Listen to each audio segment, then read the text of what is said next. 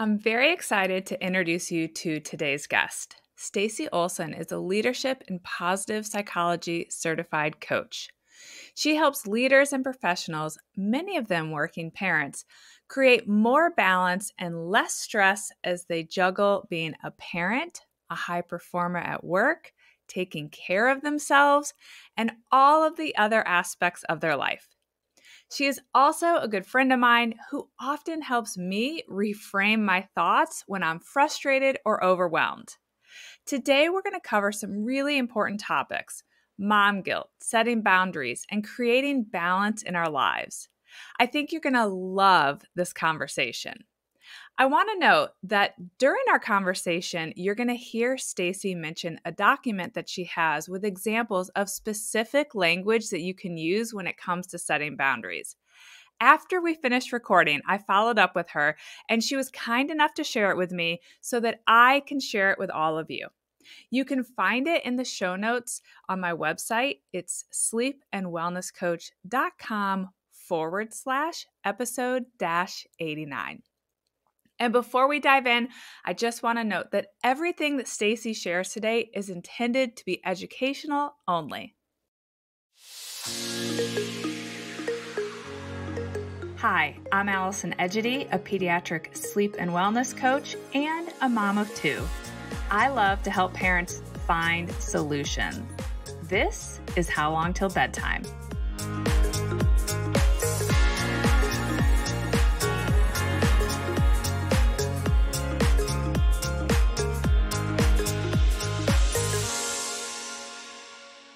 Well, hey, Stacey, I'm so excited to have you on the show. You and I talk often, and I think my audience is going to really enjoy getting to know you. So, as way of background, we met at a business event several years ago and immediately gravitated to each other. I think many parents are going to relate to what can feel like the ongoing struggle of finding balance in your life. And I don't know a single mother who hasn't dealt with mom guilt, which can really play into that struggle of how do we create balance in our lives and how do we set boundaries. So we have a lot to discuss today. But first, I always like to start by asking my guest, what inspired you to get into your line of work? Thank you for having me here, Allison, and hello, everyone. So that's a great question. What started it, and what really started this all is, I used to be feeling guilty all the time, was terrible with boundaries, had no balance in my life, and still on the outside things look good. And so I always like to tell a quick story with this. Our kids, when they were younger, they went to a daycare. And so when I was still in my corporate career, my husband and I would drop the kids off in the morning and we'd be in our suits and strolling in and smiling. And then we'd pick them up at the end of the day. And there was this 18-year-old girl working there. And she would always say, "Oh, you guys are just the perfect power couple. You're just the definition of success. Like, look at you, happy family, happy careers." And it's like, okay. And then one day I stopped to talk to her and I said, "Hey, Valerie, I know that, it might look the part, but here's what it really looks like. I have to go to the bathroom. I haven't had lunch yet today. I have not taken a break. I have a few hours left of work to do tonight. I have no idea what we're having for supper. The house is a disaster. I've been here 5 minutes and I've already yelled at the kids because they were taking too long. And to top it off, I have a panic attack once or twice in the morning. And so while things can look good on the outside and I have really happy with my family and life, you know, it's kind of a mess on the inside." And that's what life was like. And it got to the point where it was starting to affect my relationship with my husband and kids. And so I made the point in my corporate career, I was working 60, 70, the odd time 80 hours in a work week, which is just crazy to me now, to stop working outside business hours cold turkey. And I had no idea how I would make that happen, but I put that hard boundary in place. And it gave me more time for my personal life. But the unexpected thing that happened is I started to perform better. I learned how to say no. I prioritized better and I got a promotion. And I was like, oh, wow, I'm working way less and doing better. And there's something to this. And so that's really what, when I left my corporate career, trained in this. This is what I help clients with, and I live it myself today because I'm certain I would be a burning out business owner if I did not apply all the things that I'm going to share. Yeah, I think a lot of people are going to relate to that story. I know I do, although you probably looked the part better than I did. There were definitely days I went into daycare and was like, oh my gosh, we were up all night because she didn't sleep. And I was probably more frazzled than you were.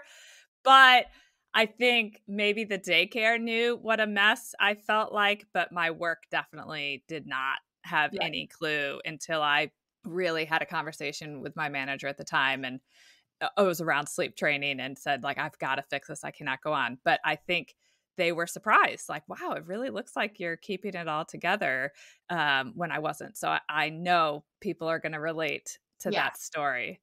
And I think that's the thing is I was showing up good in my work. I could like play the part, but then when things got home, it's like I was grumpy. I had no energy. I like, kind of behind the scenes, things did not look so smooth. Totally. Mhm. So we have a lot that I want to cover today, and it's hard for me to know with this big topic exactly where I should begin. But let's just start kind of from the beginning. So when you think about that shift that happens when you become a parent, I think it's big and I think it's noteworthy, and I'm not sure it gets talked about. So prior to becoming a parent, most people are just focused on their careers, the personal life. Then you become a parent and suddenly you feel a love and a pull towards another human that you've never experienced before and you really can't prepare for. I know people tell you about it, but you really can't prepare for it. And then you come to realize that you are totally responsible for making every decision for this new baby. And I think that weighs heavily on people. And then you're shifting back to wanting to prove to your job that you can still be just as great as you were before you became a parent, because I think there's a lot of that pressure. And these are really big areas. And they kind of collide into each other. And I remember having days where I wasn't feeling like I was the high performing professional I had previously been and expected myself to be. And I definitely also had a lot of days where I didn't feel like I was performing as a parent as I'd wanted to or I had anticipated being. And so I'd love to hear your thoughts on that transition into parenthood. So another great question. One thing I got to highlight is I'm in Canada. So when we had our first kid, I believe we have more time for maternity leave. So we had I had a long time with my How first long? kid. How long? We had a year. Oh, wow. I had 12 weeks. Absolutely. So I have so much acknowledgement and compassion and kudos to those of you who go back when you have only had 6 weeks or you've only had 12 months. So I think that's one thing I just want to acknowledge is I did have more time and space. And I actually found it easier going back when I had one child. I felt, and I'll talk about things to help with that transition to parenthood, but I felt like it was manageable. Where once I had 2 kids, that's where really the rails, everything went off the tracks. And I found it just different personalities were that's where for me it really became a really big challenge. So one, making that transition to parenthood, you're right, it's just such this time where you're like, I want to be the best mom and I want to be, and especially if you're going back to work, I want to do great in my work. And it can also bring up a lot of guilt or a feeling of not doing a good enough job. So one, I want to say an important thing for whatever stage you're in is to grant yourself grace. I think we are way harder on ourselves and don't give ourselves enough credit for how you are showing up and what you are doing. And so I always love to start there with really looking at, it can be very easy to look at all the things that you feel like you're not doing well or not showing up. And it's really important at every single day to be giving yourself credit and looking for, okay, what are the wins? How am I showing up? What did I do today? Because it's too easy to look for all the things that maybe aren't going the way you want. So I just want to acknowledge, and that's huge to do. And then as far as making that transition, whether it's early on, whether it's, I was after that year, it's really important to take time to think about what really matters to you and what really are those priorities in your work. Because I always like to say you can have it all when you stop doing it all. And so it comes with going, okay, if I want to perform great in my work and I want to be a great mom and I want to show up in these other important areas of my life, it's like, what really matters in that? What is most important within that? What are the 1 to 3 things that you want to make sure that you get right and are aligned with your values and how you want to show up and your character, and focus on that? Because if you're trying, and I know you're going to do other things as well, but it's about getting closer to the heart of what really matters, because then it gets easier to let that guide your choices.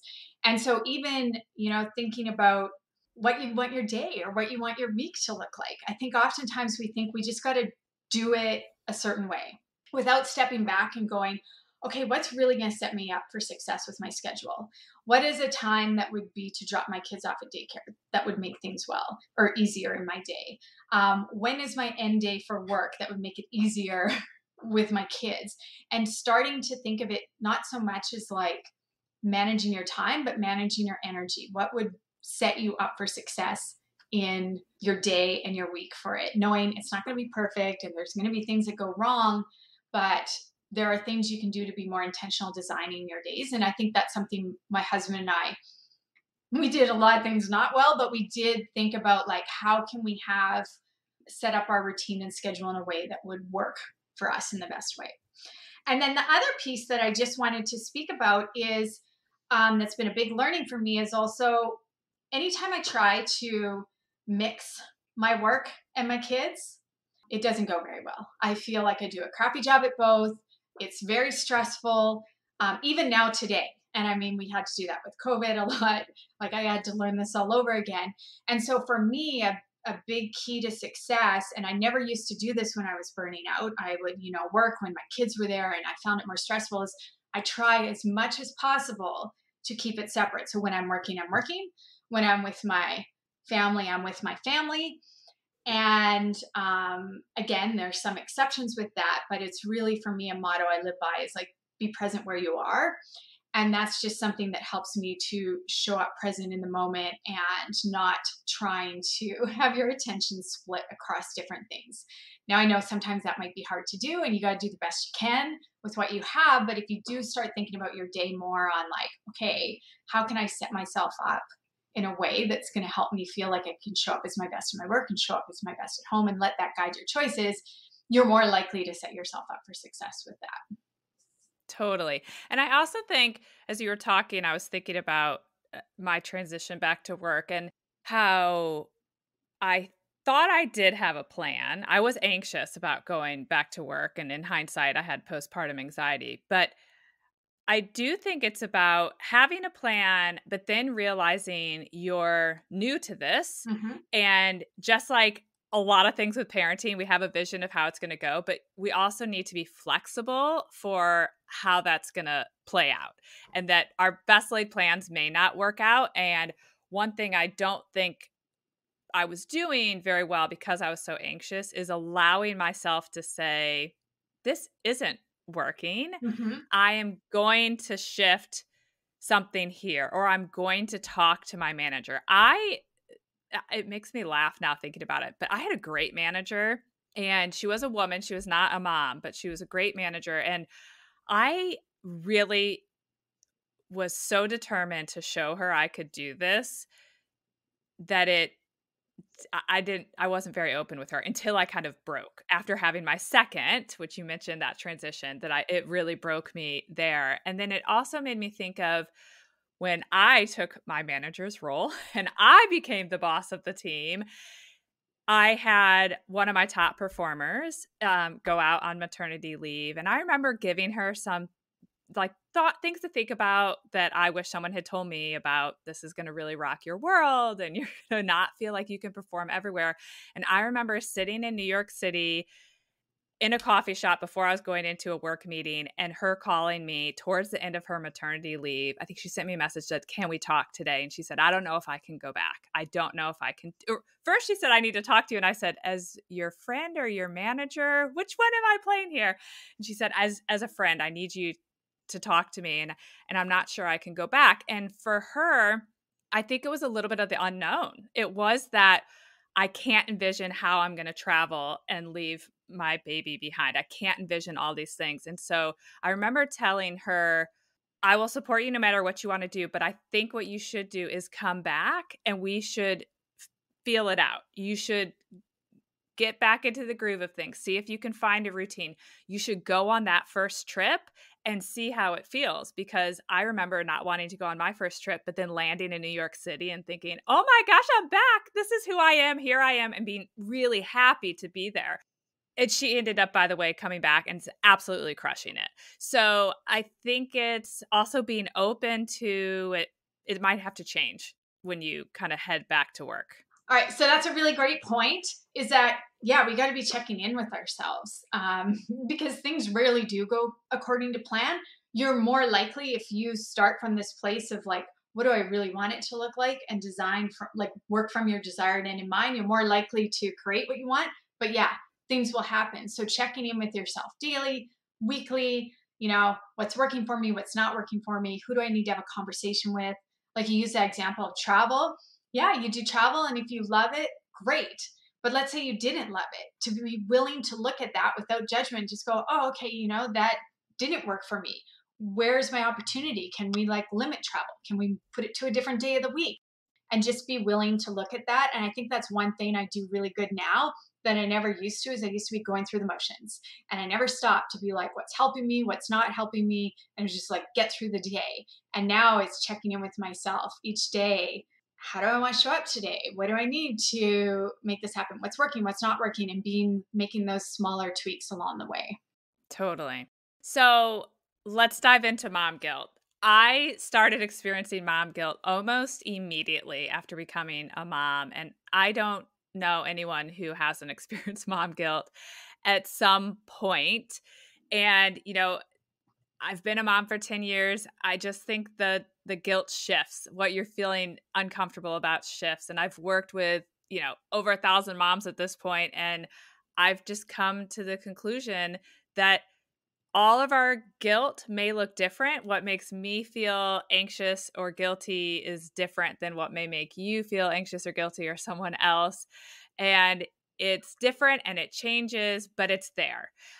What I think we can do is acknowledge it, manage it, and do our best to minimize it. So I would love to hear what your thoughts are on, quote, mom guilt, and your tips for letting ourselves off the hook. All right. So yeah, we all experience this. I have yet to meet a client. I work with a lot of working moms. Yeah, everybody experiences this. I've experienced it. It's where I've learned over time how to turn the volume down on it. And so a few things with guilt, it's that idea you've done something wrong or you're doing something wrong and feeling bad about it. And I have a little bit of a different perspective. One, we all feel it. Sometimes I think the guilt is warranted. A lot of times I think it's a huge waste of our mental energy. But sometimes, if you're showing up in a way that is not aligned with your values or who you want to be or how you want to show up or what's important to you, it's normal to feel guilty. That's something you care about. It tells you this is something I care about and something's off. So emotions, often they're just a cue to pay attention to. What do I need to pay attention to here? And so there's, yes, sometimes think about who are the people or what's important to you that the guilt is telling you something to pay attention more. So for example, if I yell at my kids now, I feel guilty about it. And I'm also not surprised. I feel I look at it and go, okay, what is this telling me? I don't want to show up like this with my kids. What do I need to pay attention to? What do I, need to do? And then the other piece of it is, and I think kind of the bigger problem with it is we can then feel guilty about everything. And yes, you're right, it'll look different for different people, but like I feel guilty for not bringing cupcakes to the school event, or more, maybe I brought cupcakes, but I feel guilty because I didn't bake them myself. Or I feel guilty that I said no to that meeting at the end of the day because I had to leave. Or I feel guilty because I didn't respond to someone's email instantly. And that is, I think the opportunity for us all is to be like, okay, guilt will come. What is it warranted? And then what are the things that, like, no, I actually need to teach myself to let this go and to not give so much of my mental energy and attention to feeling guilty about things that, I don't need to feel guilty about. Like, it is okay to say no to some things. It's okay to make choices that are right for you. So, yeah, I think being clear on maybe what guilt you want to pay attention to, and then what is the other guilt, to just let it go. Now, when I say let it go, that is a muscle you build that takes some practice, but you can absolutely turn the volume down on the guilt. So it's being able to, like, one, notice yourself, and you can notice it by like how you're feeling, but just pay attention to what your thoughts. I'm not good enough at this. I shouldn't have done this. And if it's not making you feel very good, well, those aren't really great thoughts to be thinking. So understand that what you choose to focus on, you experience even more. So our attention is kind of like a flashlight. So the more we focus on all the reasons why to feel guilty, the more guilty we'll feel. And it kind of is like this snowball. And so for me, that was a really big lesson I had after I left my corporate career on mindfulness, learning that we can like focus our attention, and that it actually wastes a tremendous amount of mental energy. And if you're trying to show up good in your work, and as a parent, understanding that, okay, I can choose to put my energy into feeling bad about this, or I can choose to put my energy into, oh, you know what, I'm making a choice that's right for me, and I'm going to let it go. And it's a muscle that you build. So I would encourage, one, think about who are the people that maybe are warranted to feel guilty about, or situations, because that's a deeper thing to pay attention to. Like, what do you really need to help you or shift in that? But then the other times where you're just like wasting your attention on it, just notice it and recognize that, like, you can move your attention. You can move it back to the present moment. You can focus on what you are doing and how you are showing up, or that you're making a choice that's right for you. And even if you have to do it 100 times a day, the more that you do that, you can build the muscle to, like, yes, the guilt will still pop up. I still have guilt pop up. It's just, I can notice it now and go, okay, that's not really serving me here. I'm going to turn the volume down on that. I'm going to move my attention away from that. And you free up so much mental energy. Right. As you're talking, I thought of two examples of myself. One where you're right, it was bigger than mom guilt. It just became guilt. So this was when Addison, in part because she didn't sleep well, but she got so sick her first year at daycare. And I can remember this very distinct moment where she had a really high fever. She was just miserable. She would only, be comfortable if she was on my chest. And if I moved, it just sent her into a tizzy. So I was sitting up in my bed holding her. And I remember on my phone getting an email from work. And it was like, hey, can you do this? I don't even remember what it was, but I thought, no. And then I felt guilty about that. And then I remember I went on this spiral, like, if today's the day they're going to push me, I quit. Like, this is it. I'm done. I feel so guilty that she's sick from going to daycare. And I can't take on this guilt of not getting this done at work. And at the end of the day, I ended up like regrouping and just sending an email. I cannot do anything today. Addison is very sick. And of course, they were very accepting of that. But it was this combo of starting to feel the guilt from work. But to your point, I needed to hear not that I needed to feel guilty for sending her to daycare, but that I needed to, like, this is where my priority needs to be. This is where I need to focus, and setting that clear boundary there. And then I also loved when you said turn it down. I think that's such a great way to think about it. And your example of the cupcakes makes me think about, I've been asked multiple times to be room mom. And usually people come to me and they say, well, you're so well organized and we think you'd make a great room mom. And my kids, of course, are like, yes, be the room mom. It'd be so great. And I feel guilty about the fact that I have zero desire. I agreed to do it 1 year. Maybe my oldest was in first grade or something, and I was a terrible room mom. I had terrible anxiety when I was in the room, and there was chaos in the classroom. I hated every second of it. And at some point, I did just turn the volume down on that. Like, I was like, you know what? I can explain to my kids how this isn't my cup of tea. I can share what I would love to do volunteer wise at the school, and I do things. And I'm going to stop letting them make me feel guilty. I'm going to say no with absolute confidence every time they ask me. And I'm just going to turn that down. And it creeps up, Yeah. but then I just turn it down. Yeah.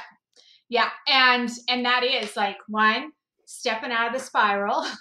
And so I think we go, I want to stop the guilt. It's like, well, the guilt can still pop up, but it's noticing and then recognizing you don't need to continue on that spiral. And then one practice that I love and live by now, and heard in what you said, is that if you are going to make a decision, and again, this comes back to your priorities, what really matters, you're not going to do it all. So you only have so much time and energy. So you're making a choice that's right for you, which is great. And so if you're going to make that choice that, hey, I'm not going to do it, then if you just feel guilty about it, it's like you might as well have gone and done it. So I always like to practice, like, if I make a choice and then I start to feel guilty or feel bad about it, it's like, nope, I made my choice. I'm prioritizing what's right for me, and just own that. And it gets easier to step out of it. One other little thing I want to point out, where you said, hey, I'm not going to let them make me feel guilty. It's also understanding, like, no one can do anything to you if you don't let them. So even though someone might be like, why aren't you doing this? Why can't you do this? Recognize you also always have a choice in how you choose to think about it and focus on it. So even if someone might be like, why aren't you doing this for us, Allison? Or your kids like, why aren't you there, Mom? You also have this choice how you want to view and respond to that. And that is always within your control. So it's, and I say that with total empathy. I used to like always be like, they're making me do this. And now I come from like, you know what, this is what I'm choosing, and I'm going to own it. And I'm not going to let someone else make me feel guilty. I choose how I want to feel and show up here. So totally. Yeah. And you mentioned priorities. And so I would like to dive a little bit deeper in that. So when I think about priorities, let's just take the weekend. So in this example, we'll think about a working parent. But so you're working and then you have the weekends, and it's like, okay, well, this could be the time that I clean up the house. It could be the time I can clean out the garage, which is what my husband worked on this past weekend. Or it could be the time where, because I'm working, I really prioritize spending time with my kids, spending time with my partners, going on family adventures. And so it sounds simple. I feel like the simple answer, as I'm saying it out loud, is like, duh, you're going to prioritize your family. But I actually don't think it's that simple. And so I'd love to hear your thoughts on setting priorities. Great question. And it's an interesting thing because it's not as simple, because we have lots of different demands and things we could do. And on the flip side of that is I do find it's more simple than we tend to make it. And so one way I love to prioritize, and I did this in my corporate career when I was like prioritizing, $1 million projects and budgets with executives. This is how we prioritize. This is how I prioritize in my business now, in my personal decisions, coming from this place of like, let's say there's two things you could do. If you could only do one, which one would you take? You can only have one thing done or experience one thing. That's all you get. Which one? And I know you'll want to do both, and you might end up doing both, but which one is more important? And when you get clear on what's more important, then it gets easier to make your decisions around that. So one, it's really good to clear, above all else, when push comes to shove, what is most important to me? What's my most important value? It might be like being present with your family. It might be going on adventures. It might be having a peaceful home, whatever it might be, and clean home. But like, what's most important above all else? Because that can guide your choices when things get a little tougher. But using that idea of what's, if I could only have one, which one would it be? It gets easier then to prioritize your weekends or how you spend your time. And I always like to say, like, less times people say, I got 10 priorities. Well, that's a to-do list. It's like priorities is actually one. The word priority was meant to be one. But in each of those important areas of your life, go, what are my top 3 priorities? And when you can get clear on that, again, it gets easier to guide your choices. But then, yeah, things aren't, things might change. And so one weekend it might be, oh, I'm going to prioritize my time, clean up my house and stuff. But other times it might be like, hey, we're going to go on an adventure. And for me, a great question, and I encourage this for everyone, is like even asking yourself the question, what's most important right now that brings you back into the present moment? And so if I have a choice where I said I use that prioritization tool at the end of the day, it's like, if it's been a longer day and it's like my kid wants me to go play basketball with him, or I could tidy the house. It's like, if I can only have one, like which one out of these is most important? It's like, I'll go play with my kid. Sometimes it might be to clean the house, but it's just making those choices in the moment and also understanding that it's okay if you're not doing everything perfect. Like there's some day I'm willing to go, you know what, I'm going to leave my house a bit messier right now because it's more important for me to get outside or go for that walk and whatever it might be. So being clear on your priorities, but then also being willing to look at your time as your most valuable resource. It's like, what can you do to set yourself up to spend your time more wisely? So for example, we have a house cleaner. My husband doesn't want a house cleaner. I'm like, hey, when we have weekends, I want to spend our time. I don't want to spend our time doing a deep clean. We like tidy up through the rest of the week. We got our kids tidy up, but I want someone else to do that because that is 3-4 hours that we can use for something else. So understanding there's always choices and just being okay to make choices that are more aligned with what's important to you. Yeah, I love that. And I think a lot of times people will say, I can't believe everything you're doing. So you have this business and you coach your kid's soccer team and you're doing all these things. And it's funny because it's like, we all know this. What it looks like on the outside isn't always what it is on the inside. And my response to everyone is, oh, yeah, I'm doing a lot of things. You should come see my house. Mm-hmm. Because I really think at the end of the day, something has to give. And when I think about my priorities, the house actually comes pretty low on it. And there are absolutely days where I'm like, oh my gosh, this is too much. And it's that clutter in the house is the clutter in my brain. And I, will go nuts and have to clean everything. And yes, I absolutely walk into my friends' beautiful homes and I think, God, I'd love for my house to look like this. But I also prioritize taking care of myself, getting the rest I need, and spending time with my kids and my family way above keeping my house clean. But that is not for everyone because I have friends when we talk about this, we were talking about it last night at dinner, who say, I will almost have a panic attack if my house is messy. And I'm like, well, I totally get that. Then the house needs to be your priority because it's how you're your best self. I don't have that struggle. I think you're right. It's about, deciding what are the top couple things and then realizing yours is going to look different than your neighbors and your friends and what allows them to function. Yeah. And what you want to make sure though is that it aligns with your values and like ultimately what's important to you. Because where a lot of people get in trouble is actually overworking. Like very common is like work in the day, go home, take care of your kids at night, and then do a few hours in the evening of work, which used to like, I lived that every day. And that then takes away your space and time to maybe do some of those other things like take care of yourself or tidy your house or go for an evening walk, whatever it might be. And so we're talking about kind of more on the personal side, but the work side is a big piece of it. And I think we're going to jump into boundaries, but understanding that you need time and space for all those important areas of your life and be willing to look at when one is like coming at the expense of something else. If it's not aligned with what's important to you and how you want to show up, being willing to go, okay, I'm going to actually cut my work hours. I'm going to go back to a more reasonable week to give me time and space for these other areas. And that's a good thing. And that's a strength. And you can still be successful in your work when you do that as well.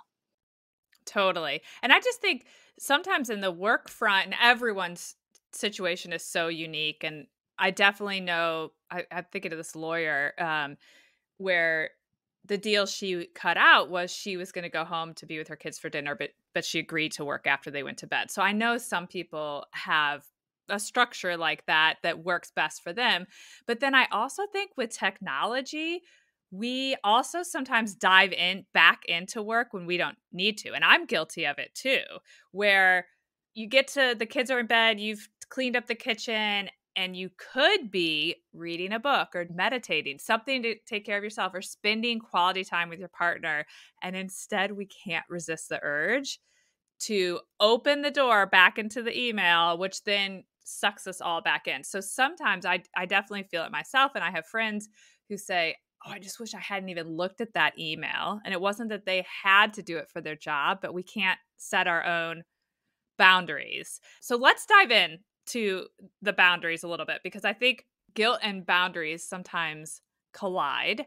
And we had actually posted in my membership group asking parents to share some of their pain points as we were preparing to have this conversation. And several of them shared that they feel guilt about not always feeling fully focused during work hours, because that's when they feel like they need to schedule the doctor's appointments, or they have to run a quick errand to grab something for their family because that's the hours that store or whatever is open. But then they also feel guilty in the evening not answering the email and spending quality time with their kids and their partner. And this guilt can just make it really hard to set boundaries. And one mom said that she feels pressured to attend professional social gatherings in the evening. So she's a faculty member. And she said, well, there's always these events that I could attend professionally. And if I don't attend them, I'm afraid that it'll look like I'm not doing a great job at work. But then I feel badly because I'm not spending time with my child. So she kind of shared that specific example. Other moms mentioned that when they travel, they feel guilty being away, but yet enjoy having some time to themselves. And so there's that conflicting boundary setting there as well. So let's dive into boundary settings between that home life, professional life. Okay. And one thing I will just say, when I talk about values, it's like what's truly important to you, and that's going to look different for different people. We actually experience the most conflict when we have two values that are a bit at odds. Like, hey, I want to have this achievement in my work and I want to be present with my family. And so that can lead to, we actually feel more conflict with that. And so that's where back to the priorities, being clear on like what's the most important above all else, that if you have to make a tougher decision to guide your choice. And so it might be, oh, I am going to do that work thing because maybe that is what's more important to you. Maybe it's family, and just let that guide your choices. But as far as boundaries, boundaries protect your time and your energy. And they also force you to get clear on what's important and what's not. Because the looser our boundaries are, the more stressed we will be. Because boundaries or limits with our time, that's actually a really useful thing, because it forces us to go, okay, if I'm only, have this much space and time for this, what is most important out of this? And it starts to drive out different decisions. And there's this piece of like I said, to have it all, you gotta stop doing it all. I think when you look at people who are more successful and balanced, they let their values and their priorities and their boundaries and those small daily habits that guides their choices and more intentional with their time and their focus. And so there comes this point where you have to really get honest with yourself and go, what do I really care about? And what do I need to care about less? So back to that doing those professional meetings in the evening, being okay to go, if that's really important to you, great, go do that. But if that's not what your priority, being okay to go, I'm just going to have to care about this less for now. And I'm making a choice that's right for me. And so boundaries, again, help protect your time and energy. You make better decisions with how you use your time. And our minds and bodies need time and space to recharge. So even when we're thinking between work and personal time, we weren't meant to be on 24/7. We weren't, even as women, we are not meant to have the same focus and energy and output every single day. And so our energy flexes. And so just being okay to recognize that and set up boundaries in a way that set you up for feeling good in your day or feeling good in your week. Like, what's going to set you up? So a great question I always like to do exercise do with clients and in workshops is to think about like, what's like the last genuine good day you had, like a regular day. And, just think back to that and then write out your entire day. Like, when did you get up in the morning? What did you do in the morning? When did you go into work? What did you do with your kids? When did you take a break? When did you have supper? When did you go to bed? And just write it all out. And then be able to look at that and go, okay, where could I put some boundaries in place that are going to set me up for more of these good days? And that you can do that in your work and in your personal life. And so for me back then, it was like not working outside of regular business hours. That was a hard boundary I set, but it forced me to get clear on what's important and what's not. Not having 8 a.m. meetings. I find it challenging to get, especially when my kids were younger, to get little people out the door on time and roll in for meetings at 8 a.m. That was very stressful.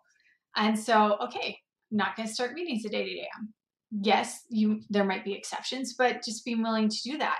Or even with your family, at the end of the day, to be willing, or like for us, we didn't have our kids in a whole bunch of activities. We were like, what is one thing? What is the one thing you want to do above all else? Let's do that, because we didn't want to be driving around to all different places. I have friends who love doing that. We don't.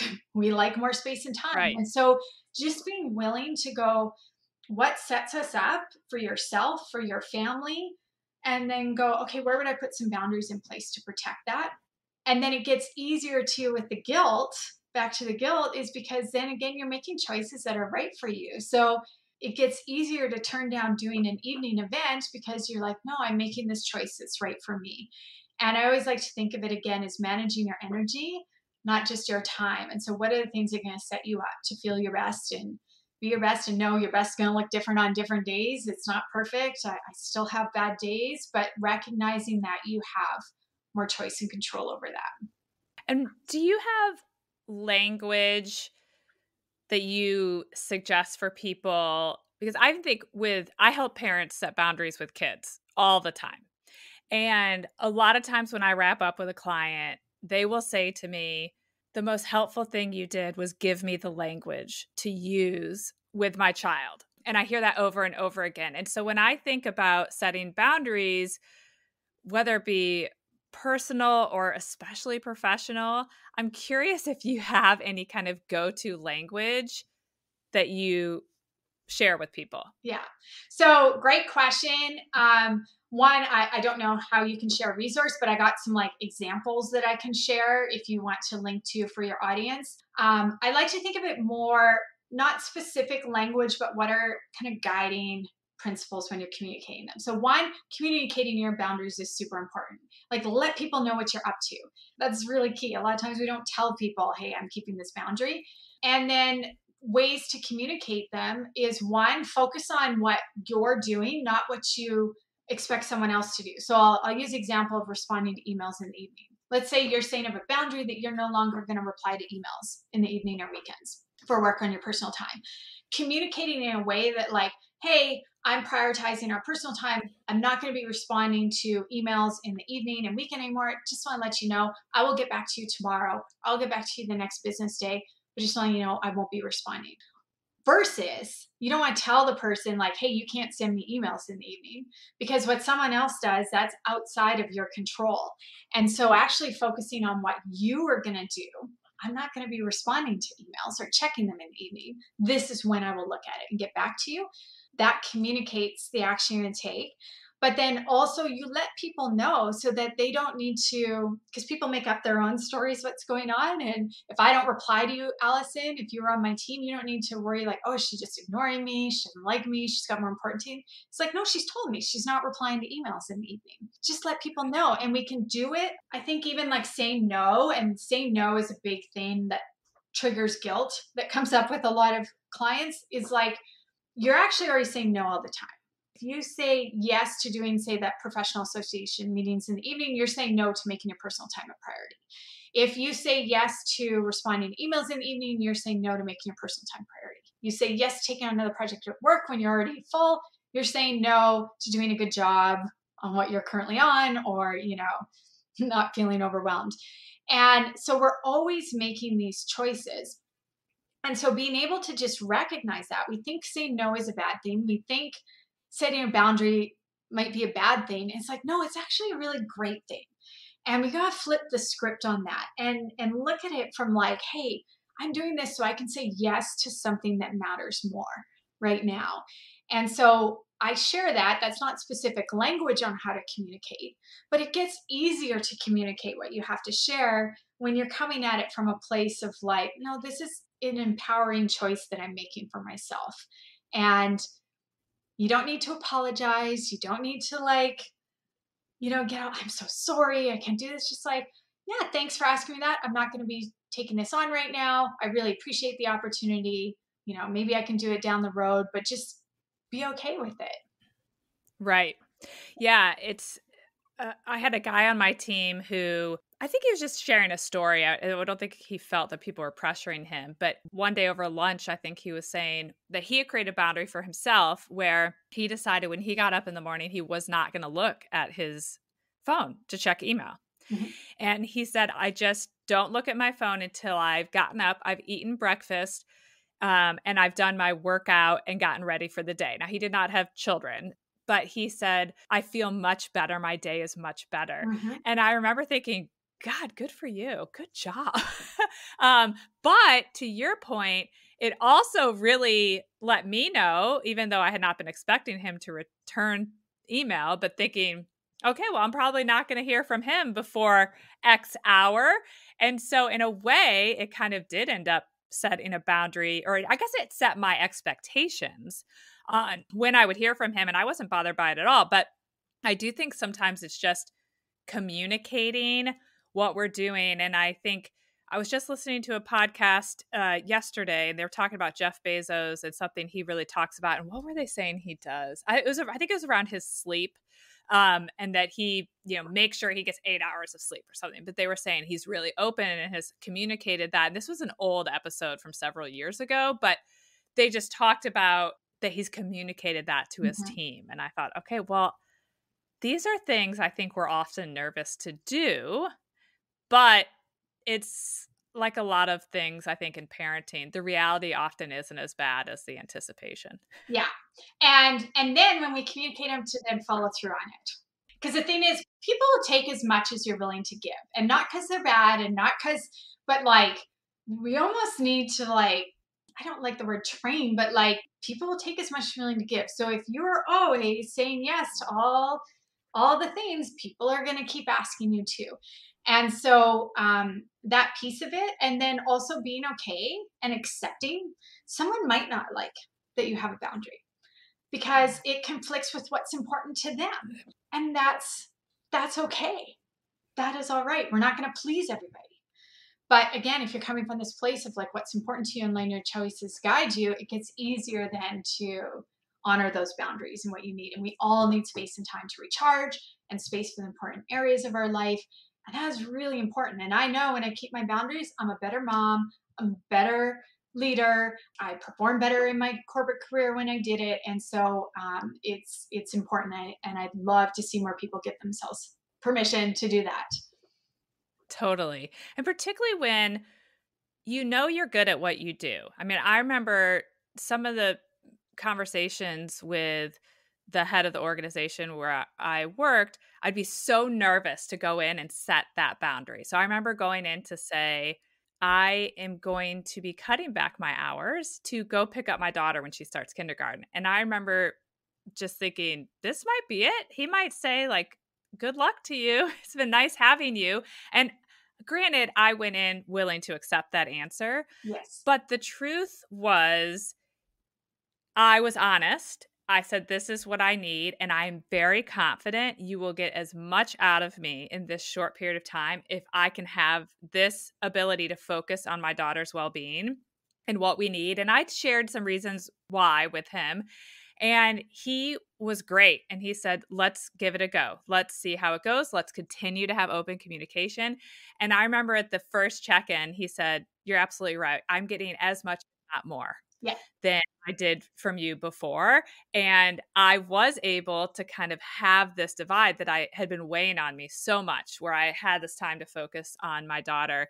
And I ultimately there got down to 10 hours a week. And when we left, he said, the reality is I still get more out of you in 10 hours a week than there are some full-time people.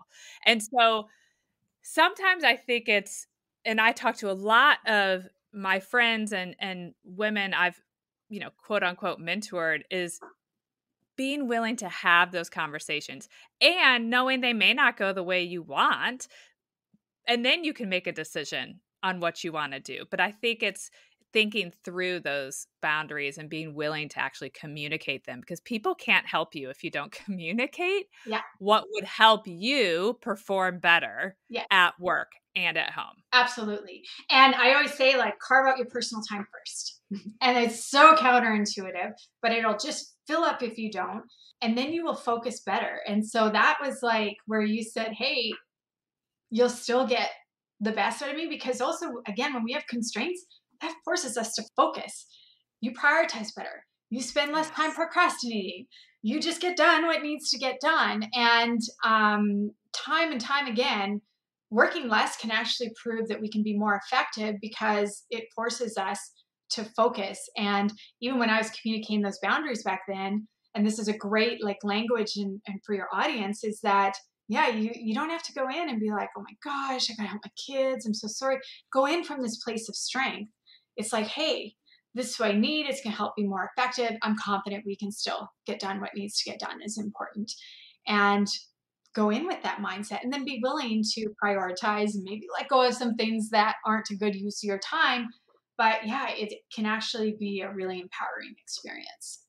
You're right. I felt I spent no time in the break room chitty chatting when I started to reduce my hours, which is probably why I became so efficient, because I knew that I had to be out that door, whatever it was, 2 p.m. Yes. And so I was super productive, and brought my lunch in every day. I never ran out to get a sandwich. I just really became a machine. And Mhm. this, I think, is a superpower that women have. Mhm. We just have to figure out how to channel it.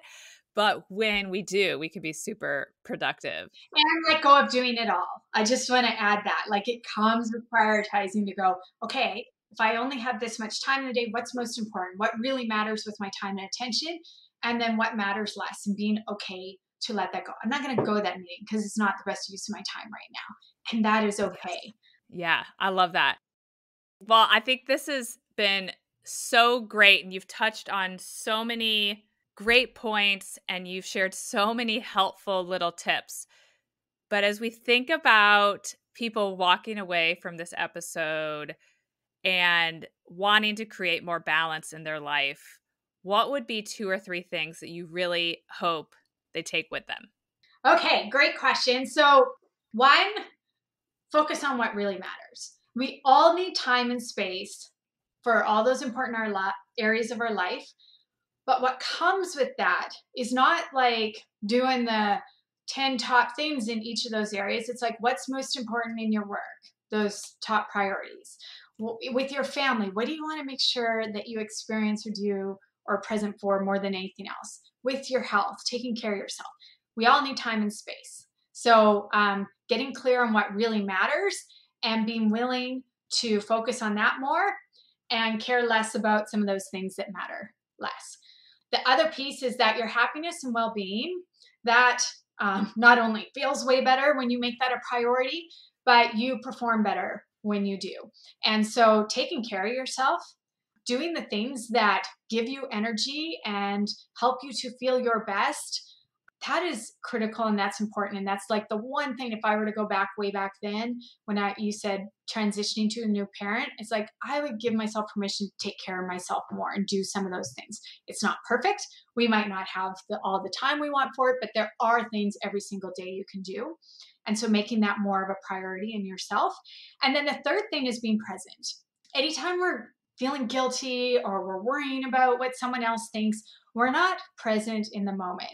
And one of the simplest ways to stay balanced is to be present in the moment. And so practice that muscle, practice mindfulness, start to learn how to be more present because not only will you be present with the people you care about, you're more focused on the task at hand. It gets easier to step out of the guilt, things like that. And so those are kind of the three areas: practice being present, letting go of the guilt, taking care of yourself, and taking some time to get clear on what really matters, and then be willing to be more selective on what you say yes to and what you say no to that aligns with that. Because we all need space and time for important areas of our life. I love that. Well, Stacey, thank you so much for joining me today. This has been awesome. Can you tell everyone how they can find you? Well, thank you for having me today. You can find me at my website, www.staceyolson.ca. I am also on LinkedIn and Instagram and Facebook, but I hang out mostly on LinkedIn. So connect with me there, or send me a message. And even I love hearing from people after, like, share a question or something on your mind, and like, I will personally respond back to you. Just let me know that you came through, with Allison, and let me know.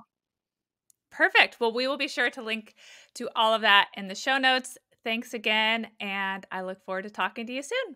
Sounds good. Bye for now. Bye. Thank you for listening to How Long Till Bedtime.